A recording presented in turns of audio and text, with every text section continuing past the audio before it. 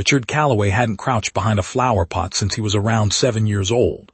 Now at 58, with a net worth climbing past $400 million, he commanded a staff of drivers, security personnel and assistants who managed his schedule with the precision of seasoned air traffic controllers. Yet there he stood, pressed against a stone planter on his own estate's driveway, because a 10-year-old boy had seized his sleeve and spoken with absolute certainty. "Don't move. Follow me."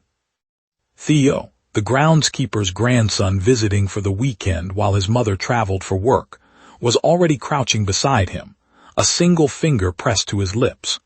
Freckled and serious-eyed, dressed in a navy sweater that swam around his shoulders, he possessed the quiet, observational nature of a child who speaks only when something demands his voice.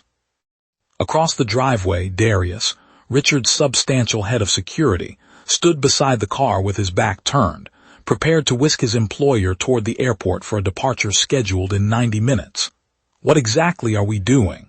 Richard whispered. Theo raised one finger. "Wait." Richard complied. He had arrived at the estate that morning feeling perfectly composed, which was precisely how he'd maintained himself for 7 years following his wife Carol's death. Every difficult experience had prompted the same response. Work harder, move faster, fill every moment until silence couldn't accommodate his grief. It had worked. The company's value had tripled. His schedule remained immaculate. He felt consistently fine. Theo had been present since Friday, much to Richard's initial inconvenience. George, the groundskeeper, had offered 2 apologies for his grandson's uninvited appearances. Richard had dismissed them with casual assurance, genuinely meaning it wasn't a problem. Yet Theo possessed an uncanny ability to materialize in unexpected locations. Saturday morning revealed him perched on the library steps, absorbed in a book about migratory birds with the devoted focus of serious research. By Saturday afternoon, he'd been observing Richard from the terrace during a phone call, studying him as children do when attempting comprehension, and subsequently inquired, "Do you always look like that when you talk to people?" "Like what?" Richard had responded. "Like you're already somewhere else." Richard couldn't formulate an answer. Sunday evening brought Theo's latest intervention, intercepting Richard in the driveway as he gathered luggage for another city, another meeting, seizing his sleeve with surprising urgency. "Don't move. Follow me." Richard crouched behind a geranium-filled stone planter while Darius waited 20 feet away with professional patience. "Theo," he murmured, "I have a plane." "I know," Theo replied without looking up, his attention fixed on something near the garden gate. "Just wait." "What?" "You'll see." Richard scanned the gate, seeing nothing unusual. He turned to Theo, who wore an expression of someone anticipating this precise moment, unwilling to rush it. Then he heard it, a sound so ordinary he'd likely pass it daily without notice. A small brown bird had alighted on the iron gate post and began singing. Not a showy display for mating purposes, merely a bird singing because it chose to. Theo watched with rapt attention while Richard observed his grandson. The melody lasted roughly 40 seconds before the bird took flight into the palm trees. "It comes every Sunday," Theo announced afterward. "Same time, same post. Grandpa showed me." Richard examined the gate post where the song had originated. "Your grandfather noticed that. He notices everything that happens in this garden." Theo delivered this as simple fact, devoid of judgment. "He's worked here 12 years.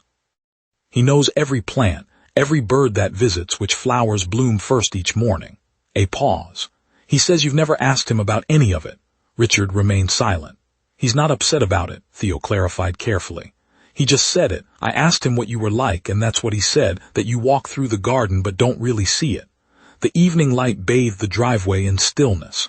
Palm fronds caught the final golden rays while stone pillars cast elongated shadows across the pathway. "You pulled me behind a flower pot," Richard said finally, "to show me a bird. I pulled you behind a flower pot so you'd have to stop." Theo's gaze pierced him with unembellished honesty. "You were going to walk right past it. You walked past everything." Richard found no reply. Darius had turned around, witnessing his employer crouched in the garden with a 10-year-old maintaining professional detachment. Richard rose slowly, brushing dirt from his jacket. He gazed at the garden, truly saw it for the first time in 12 years. The hues in the twilight, the swaying palms, the stone planters his late wife had selected during an earlier journey, all returned to memory before success, and calendar-fueled busyness claimed his attention. Carol had adored this garden. He'd funded its perfect maintenance for 7 years without ever standing still long enough to hear a bird sing. He settled back beside Theo on the planter's edge. Darius checked his watch silently. "Tell me about the garden," Richard requested. Theo nodded, confirming his intent to comply, then began speaking. He described the geraniums, noting which varieties bloomed latest, and explaining George's theory about soil pH. He detailed the white-throated sparrow, a winter visitor arriving each October and departing in April. He recounted how the evening light struck the gate at this precise hour and season, transforming the stone to a color Theo couldn't quite articulate, but that his grandfather called gold that knows it's leaving. Richard listened. Not the distracted listening of someone already mentally elsewhere, but genuine attention. He missed his flight without drama, simply calling his assistant from the driveway to reschedule for the following morning. The assistant, employed for 9 years without witnessing a single voluntary delay, asked if all was well. "Fine," Richard replied, then added, "Actually, yes, everything's fine." George joined them afterward. The three of them strolled through the garden in the fading light while George identified various elements, explained their histories, and shared stories from his 12 years learning this land's unique character.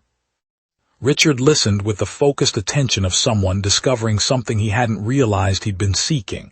Before Theo retreated indoors for the evening, he paused at the door and looked back. "Same time next Sunday," he promised.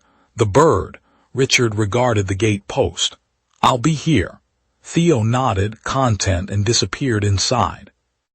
George lingered briefly after his grandson departed, and Richard finally met his gaze directly, probably the first time in 12 years of exchanging morning pleasantries and garden compliments. "Owe you a conversation," Richard admitted. "Several, probably." George smiled, that patient smile of someone who'd waited long enough to accept an apology without needing to give one. "The garden will still be here," he said. "It always is." Richard didn't transform overnight. The company continued operating. His calendar remained full. Flights departed as scheduled, but something fundamental had shifted. A small but significant change occurring between that stone planter and iron gate post during those 40 seconds of avian song on a Sunday evening. He began walking the garden with open eyes. He learned the names of plants and flowers. He posed questions to George and genuinely absorbed the responses. Every Sunday evening at the appointed hour, he stood at the gate waiting for that small brown bird his groundskeeper's grandson deemed worthy of stopping the world. Over time, he recognized this as the most beneficial intervention he'd received in years.